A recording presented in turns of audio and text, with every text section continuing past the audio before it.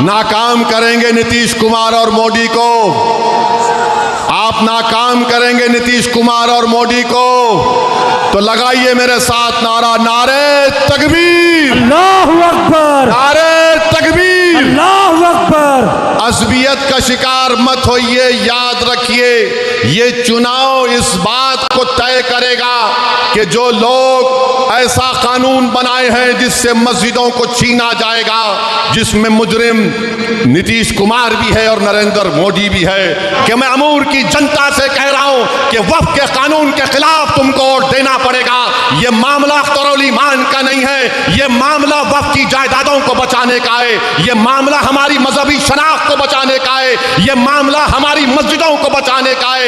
बताओ तुम मस्जिद बचाने वाले का साथ दोगे या मस्जिद को छीनने वाले का साथ दोगे? 11 तारीख को तुमको पैगाम देना पड़ेगा, अपने इत्तेहाद का पैगाम देना, मालिक बन जाएगा। बताओ अमूर की जनता, वक्फ की जायदाद का मालिक मोदी है या अल्लाह है? इसका फैसला आपको करना पड़ेगा। बताओ वक्फ की जायदाद का मालिक कौन है? आज ये कानून वक्फ का मालिक बन जाएगा। ये कानून नीतीश कुमार ने और मोदी ने बनाया। अमूर की जनता, ये इलेक्शन इस बात का सबूत तुमको पेश करना पड़ेगा कि जो हमारे खिलाफ इस तरह का आईन के खिलाफ, संविधान के खिलाफ कानून बनाएगा, हम उसको कबूल नहीं करेंगे, उसको अपने वोट के जरिए मुस्तरद करेंगे। क्या आप चाहेंगे कि आपकी दरगाहों को छीन लिया जाए? क्या आप चाहेंगे कि आपके खानकाहों को छीन लिया जाए? क्या आप चाहेंगे कि मिलादुन नबी पर जो हरा झंडा लगाया जाता है उसको कोई रोक दिया जाए? ये फैसला आपको करना है मेरे अजीज दोस्तों। कानून बना दिया, याद रखो, मैं तूफान आने से पहले आपको बाखबर कर रहा हूं। मेरे मुखालिफिन कहेंगे कि ओवैसी जज्बाती तकरीर करता है। अरे ओवैसी सच्चाई को भी बयान कर रहा है तुम्हारे सामने।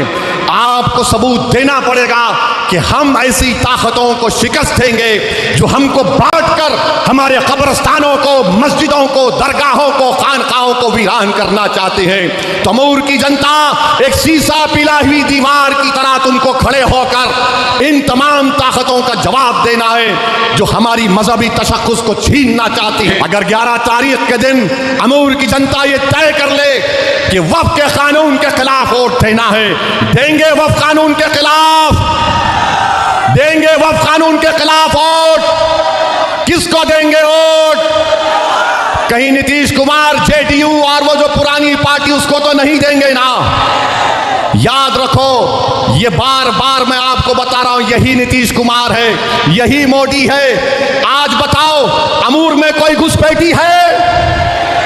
बोलो, अमूर में कोई घुसपैठी है? तो क्या नीतीश कुमार और मोदी नहीं कह रहे हैं कि आकर सीमांचल और अमूर में घुसपैठी है? तुम हमको जलील और रुस्वा करना चाहते हो। सीमांचल और अमूर की सरजमीन पर बसने वाले गयूर लोग हैं। अगर गरीब है मगर गयूर है, गरीब है मगर वो अपनी इज्जत का सौदा करने के लिए तैयार नहीं है। आज मोदी और नीतीश कुमार, तुम मेरे एक सवाल का जवाब दो, क्या तुम इस वक्फ कानून की ताईद में वोट हासिल करने आए हो? क्या मैं आज सीमांचल और अमूर में खड़े होकर बेबाकी के साथ कह रहा हूं कि मैं अमूर की जनता से कह रहा हूं कि वक्फ के कानून के खिलाफ तुमको वोट देना पड़ेगा। यह मामला अख्तरुल ईमान का नहीं है, यह मामला वक्फ की जायदादों को बचाने का है, यह मामला हमारी मजहबी शनाख्त को बचाने का है, यह मामला हमारी मस्जिदों को बचाने का है। बताओ, तुम मस्जिद बचाने वाले का साथ दोगे या मस्जिद को छीनने वाले का साथ दोगे? 11 तारीख को तुमको पैगाम देना पड़ेगा, अपने इत्तेहाद का पैगाम देना पड़ेगा। अरे जो लोग आज मजलिस पर उंगली उठा रहे, मैं उस वक्फ कमेटी का मेंबर था, 6 महीने मैं उस कमेटी में लड़ता रहा। उस 45 तरमीमात के खिलाफ मैंने 128 पेजिस की रिपोर्ट पेश की। अरे आज मुझ पर उंगली उठाने वालों, पढ़ो उस रिपोर्ट को, असदुद्दीन ओवैसी को मालूम हो जाएगा कि मैंने कानून को सामने रखकर यह बताया कि तमाम तरमीमात का मकसद एक ही है कि उस पर कब्जा हासिल कर लिया जाए। बताओ, अगर तुम्हारे घर पर कोई कब्जा करता है, क्या 12 साल के बाद वो मालिक बन जाता है? अगर कोई आपके घर पे कब्जा करता है, जमीन पर कब्जा करता है, तो क्या 12 साल के बाद वो मालिक बनता है? मोदी ने ये काम किया। अगर कोई वक्फ की जायदाद पर 12 साल कब्जा करेगा तो वो मालिक बन जाएगा। बताओ अमूर की जनता, वक्फ की जायदाद का मालिक मोदी है या अल्लाह है? इसका का फैसला आपको करना पड़ेगा। बताओ वक्फ की जायदाद का मालिक कौन है? आज ये कानून बनाया गया कि जो 12 साल उस पर कब्जा काबिज रहेगा वो वक्फ का मालिक बन जाएगा। ये कानून नीतीश कुमार ने और मोदी ने बनाया।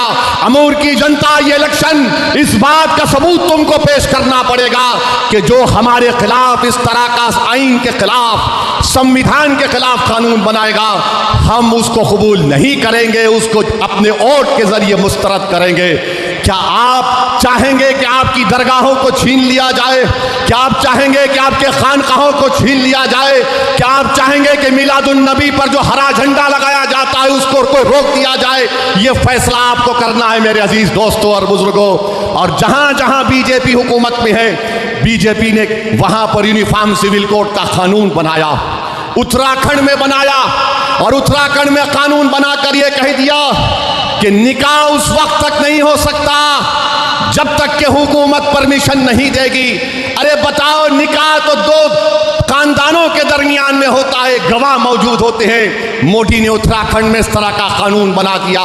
याद रखो, मैं तूफान आने से पहले आपको बाखबर कर रहा हूं। मेरे मुखालिफिन कहेंगे कि ओवैसी जज्बाती तकरीर करता है। अरे ओवैसी सच्चाई को भी बयान कर रहा है तुम्हारे सामने। आपको सबूत देना पड़ेगा कि हम ऐसी ताकतों को शिकस्त देंगे जो हमको बांटकर हमारे कब्रस्तानों को, मस्जिदों को, दरगाहों को, खानकाहों को वीरान करना चाहते हैं। तमूर की जनता एक शीशा पिला हुई दीवार की तरह तुमको खड़े होकर इन तमाम ताकतों का जवाब देना है जो हमारी मजहबी तशक्कुस को छीनना चाहती हैं, और एक काला कानून उन्होंने बना दिया। मेरे अजीज दोस्तों और बुजुर्गों, ये अहम वक्त है। आज अगर आप जरा सा भी कोताही खुदा ना खास्ता हो जाएगी तो फिर आने वाले वक्त में हम सिर्फ आंख में आंसू लाकर रोते रहेंगे। अगर 11 तारीख के दिन अमूर की जनता ये तय कर ले कि वक्फ के कानून के खिलाफ वोट देना है, देंगे वक्फ कानून के खिलाफ, देंगे वक्फ कानून के खिलाफ वोट। किसको देंगे वोट? कहीं नीतीश कुमार, जेडीयू और वो जो पुरानी पार्टी, उसको तो नहीं देंगे ना। याद रखो, ये बार बार मैं आपको बता रहा हूं, यही नीतीश कुमार है, यही मोदी है। आज बताओ, अमूर में कोई घुसपैठी है? बोलो, अमूर में कोई घुसपैठी है? तो क्या नीतीश कुमार और मोदी नहीं कह रहे हैं कि आकर सीमांचल और अमूर में घुसपैठी है? तुम हमको जलील और रुस्वा करना चाहते हो। सीमांचल और अमूर की सरजमीन पर बसने वाले गयूर लोग हैं। अगर गरीब है मगर गयूर है, गरीब है मगर वो अपनी इज्जत का सौदा करने के लिए तैयार नहीं है। आज मोदी और नीतीश कुमार आकर पूरे सीमांचल को, मोदी भाषण में कह रहे घुसपैठियों को निकालेंगे। क्या आप नहीं देख रहे अखबारात में कि महाराष्ट्र से, हमारे मुर्शिदाबाद से बंगाली बोलने वाले भारत के नागरिकों को बंबई से, पूना से पकड़कर लाया गया, उनको ले जाकर बांग्लादेश में फेंक दिया गया। कलकत्ता हाई कोर्ट में केस चल रहा है, कलकत्ता हाई कोर्ट में केस चल रहा है। बताओ, अगर तुम्हारी आवाज नहीं होगी अमूर की जनता तो कौन लड़ेगा?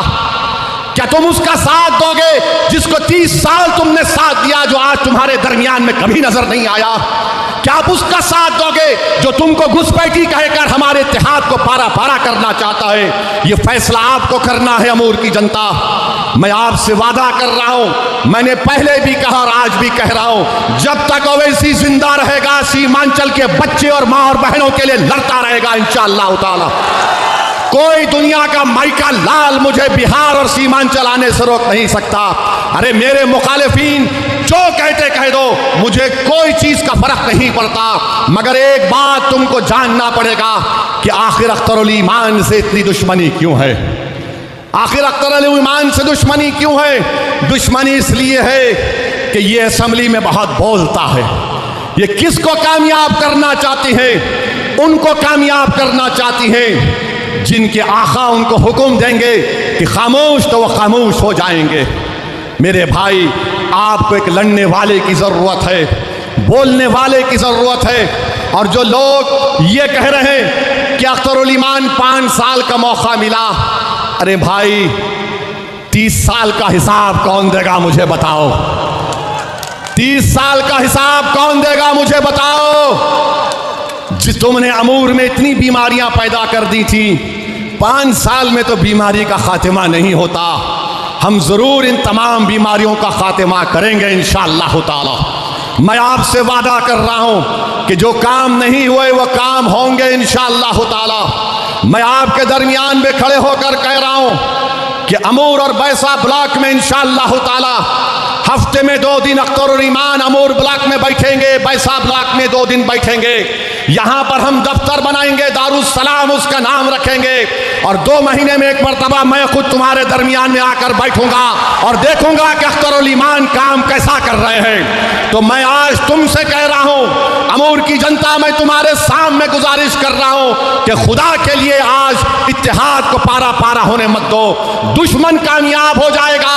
सुरजापुरी, कुलैया, शेरशाहबादी का मामला नहीं है। जिस जमीन का मालिक अल्लाह है उसकी जायदाद के खिलाफ जो कानून बनाया, उस मोदी और जेडीयू के खिलाफ आपको एक ताकत बनकर 11 तारीख के दिन अपने के कोर्ट का इस्तेमाल करना है। क्या आप मेरा साथ देंगे मेरे भाई?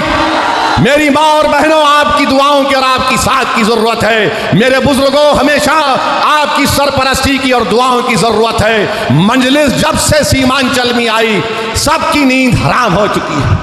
जो कोई आता है, हर मोदी से लेके, अमित शाह से लेके, नीतीश कुमार, तेजस्वी, कांग्रेस, एक नई पार्टी आई, वो भी ओवैसी क्यों आता? ओवैसी को हैदराबाद से आने की क्या जरूरत है? अरे क्या बिहार तुम्हारे बाप का है क्या? क्या सीमांचल को हम नहीं आ सकते क्या?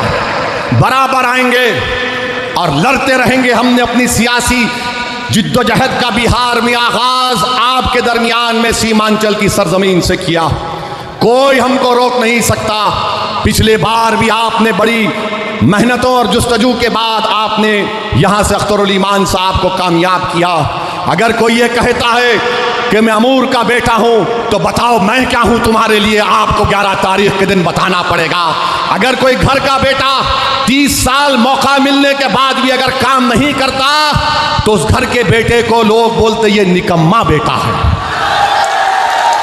30 साल का मौका मिला। कितना? 30 साल।